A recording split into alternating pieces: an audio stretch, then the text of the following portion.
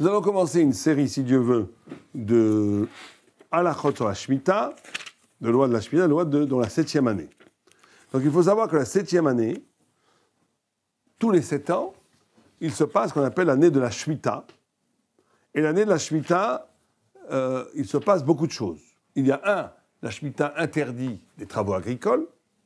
2, la Shemitah rend les fruits dans certaines périodes saints. D'une sainteté, tu fais qu'on ne peut pas se comporter n'importe comment avec eux, on ne peut pas les détruire, on ne peut pas les vendre, on ne peut pas les sortir en Chutzlaretz. Ils ont une sainteté qui nous oblige à les manger et à les consommer dans la dignité. 3, la fin de la Shemitah annule toutes les dettes. Toutes les dettes qu'on a contractées sont annulées, ou tout prêt que l'on a prêté à quelqu'un. Donc, pour éviter que, si on ne veut pas que la dette soit annulée, il va falloir faire ce qu'on appelle le Proust-Boule. On expliquera une sorte de contrat qui préserve la dette. Alors, on va commencer d'abord par le début. Par les lois. Voilà, qu'est-ce qui est interdit par les travaux agricoles? Donc, il y a des choses qui sont interdites de la Torah, il y a des choses qui sont interdites par les sages. Ce qui est interdit par la Torah, c'est 1. Semer. On n'a pas le droit de semer pendant 1 an, on ne sème pas. 2, c'est élaguer, couper les branches pour qu'ils repoussent mieux. Certains décisionnaires du Moyen-Âge, Rishonim, considèrent que élaguer ce n'est qu'avec la vigne, et pas pour tous les arbres, et certains pensent que c'est pour tous les arbres. Là, l'Ara, bien sûr, on est un peu marmire, certains sont méquels, que c'est la vigne, c'est certain que c'est d'Oraïta, et les autres arbres, c'est une discussion. Certains sont rigoureux, parce qu'il y a quand même une possibilité que ça soit de la Torah, et certains sont conciliants, puisque comme aujourd'hui, d'après la plupart des vues, l'année de la Shemitah n'est pas de la Torah. Parce que pour qu'elle soit de la Torah, il faudrait 2 conditions que l'on n'a pas, en tous les cas d'après le Maïmonide. 1, qu'il y ait le Yovel. Le Yovel, c'est tous les 50 ans, le jubilé, annuler même la propriété, puisque tous les champs, toutes les terres agricoles revenaient aux premiers propriétaires des premières tribus. Et tous les esclaves étaient libérés, etc., etc. Donc, or que pour le jubilé puisse avoir lieu, il faut 2 conditions. D'après Maïmonide, il faut qu'il y ait le temple de Jérusalem et que la majorité du peuple juif soit sur la terre d'Israël. Il semblerait que ces 2 conditions aujourd'hui n'existent pas, puisque c'est sûr qu'il n'y a pas le temple, et il n'apparaît pas qu'il y ait aujourd'hui la majorité du peuple juif, bientôt. Quand il y aura la majorité du peuple juif, on n'en est pas loin, puisqu'il y a à peu près 13-14 millions de juifs dans le monde, et qu'on est à peu près plus de 5,5 millions de juifs en Israël, donc on n'est pas loin du compte, et au train où vont les choses, on va y arriver très rapidement. Mais même quand il y aura la majorité du peuple juif, alors là, d'après certaines vues, la Shemitah sera la Torah, mais d'après le Maïmonide, il faudra encore construire le temple, et ça sera encore des rabbanans. En tous les cas, aujourd'hui, c'est sûr que c'est des rabbanans, d'après la plupart des vues. Donc, comme c'est des rabbanans, est-ce que le principe de... Vous savez qu'on a un grand principe, sauf avec des rabbanans, laquelle, dès qu'on a un doute sur un interdit qui est d'ordre rabbinique et qui n'est pas d'ordre thoraïque, biblique, un doute d'ordre rabbinique, normalement, on va dans le sens de la licence, on permet. Mais la plupart des Rishonim, des Acharonim, des décisionnaires, disent non. Parce qu'ici, l'origine du débat est d'Oraïta.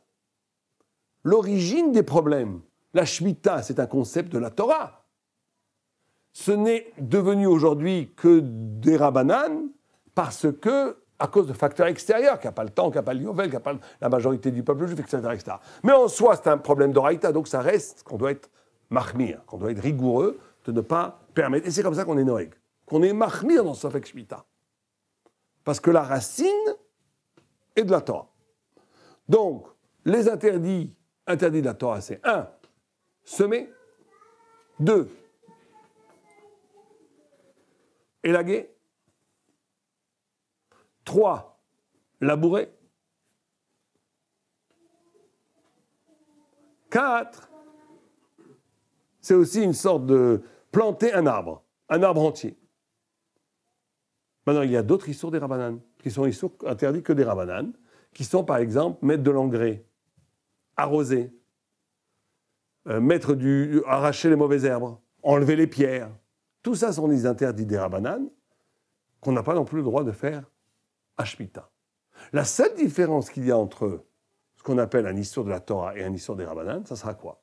C'est que quand c'est un issour de la Torah, on n'a jamais le droit de le faire. Pratiquement, on va voir qu'il y a des cas, oui, mais on n'a jamais le droit, pratiquement jamais le droit de le faire. Quand c'est des Rabbanan, quand l'interdit d'un comme arroser, par exemple, comme enlever les mauvaises herbes, comme enlever les cailloux, alors là, on aura le droit de le faire si c'est pour sauver les plantes. Pas pour améliorer leur sort, pas pour améliorer leur rendement, mais pour empêcher un dommage irréversible. Par exemple, si votre jardinier vous dit « Si je n'arrose pas ton gazon, si tu n'arroses pas ton gazon pendant 1 an, ton gazon il va être mort, il faudra le changer. » On a le droit de l'arroser à mesure que le gazon soit sauvé. Si on vous dit pareil pour un arbre, et même le Chazon-Ish dit, même un arbre qui va faire de moins bons fruits, il ne va pas mourir. Mais si je n'arrose pas pendant 1 an et je me contente des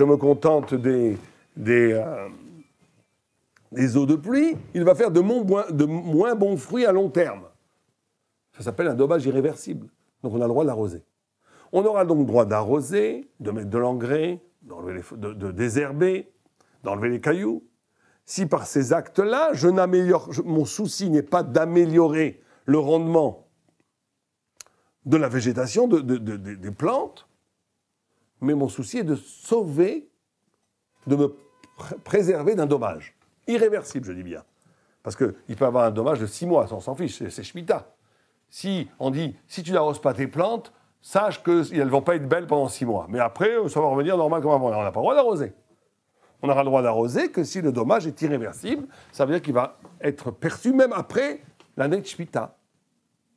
On a le droit de mettre de l'engrais. Si en ne mettant pas d'engrais, on va détruire la possibilité du sol à jamais de produire de la qualité, etc., etc.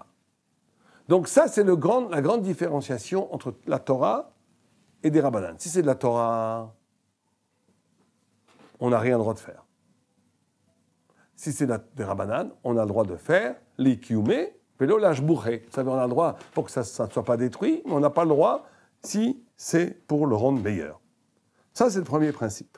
Maintenant, il y a des fois où on aura le droit de faire des travaux de la Torah. Comment c'est possible? On a dit qu'élaguer les arbres, d'après beaucoup de décisionnaires, c'est de la Torah, même si ce n'est pas des vignes. Des vignes, d'après tout, c'est de la Torah.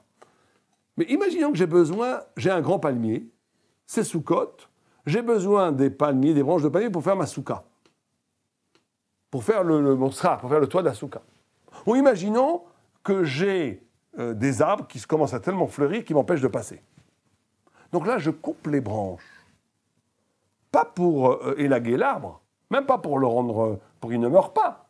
Je coupe les branches, je dois passer dans mon jardin, ça m'empêche de passer. Ou je coupe les branches pour me servir de ces branches comme toit de ma souka, etc., etc. Ça, c'est Dvash Enomit Kaven. Même si ça va, en fin de compte, faire un élagage, ça va élaguer les arbres, ils vont retrouver de la puissance grâce à cet acte.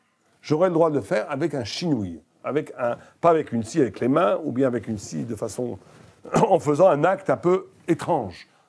On aura le droit de le faire. Pourquoi? Parce que là, je ne fais pas un travail agricole. Ça ne s'appelle pas faire des travaux agricoles. Je fais quelque chose pour une autre raison que l'agriculture, parce que j'ai besoin des branches pour les mettre sur ma souka, parce que j'ai besoin de dégager le chemin, etc., etc. Par exemple, j'ai une haie autour de la maison, si je ne fais pas quelque chose, cette haie va être détruite. Eh bien, j'ai le droit. Parce que la haie, elle n'est pas de l'agricole. La haie, c'est une barrière. Donc, c'est de sauver ma barrière. Donc, ça n'a aucun rapport avec l'agriculture. Donc là, on a le droit de le faire. C'est les premiers principes. Si Dieu veut, on entrera dans les détails à partir des cours prochains.